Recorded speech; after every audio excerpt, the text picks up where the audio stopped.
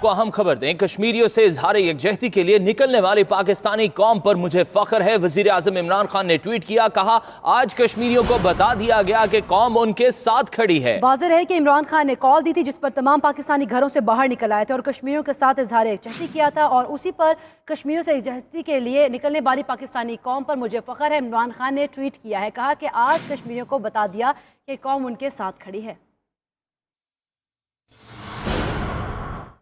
مظلوم کشمیریوں سے اظہار یکجہتی، پوری دنیا میں مظاہرے، برمنگھم میں ہونے والے مظاہروں میں پاکستانی اور سکھ کمیونٹی کی شرکت۔ پاکستانی قونصلیٹ کے باہر پاکستان اور کشمیر کا ترانہ پڑھا گیا۔ گلاسگو کی فضا بھی بھارت مخالف نعروں سے گونجتی رہی۔ جدہ میں پاکستان قونصل خانے میں یوم یکجہتی کشمیر کی تقریب منعقد ہوئی۔ ہالینڈ کے شہر دی ہیگ میں بھی کشمیریوں کے ساتھ اظہار یکجہتی کیا گیا۔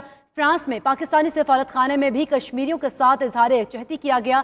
کشمیریوں سے اظہار یکجہتی کے لیے امریکہ بھر میں بھی مظاہرے کیے گئے۔ سعودی شہر ریاض میں پاکستانی سفارت خانے میں آدھا گھنٹہ کھڑا ہو کر بھارت کے خلاف احتجاج کیا گیا۔ عملے کی جانب سے آزادی کشمیر کے لیے خصوصی دعا بھی کی گئی۔ لندن میں پاکستان کی مقبوضہ کشمیر کے معاملے پر سفارتی کامیابی کی جانب پیش قدمی، بھارتی نژاد شہری بھی پاکستانی موقف کی تائید کرنے لگے۔ بھارتی نژاد برطانوی ایم پی سیما ملہوترا بھی بھارتی حکومت کے مظالم پر پھٹ پڑی۔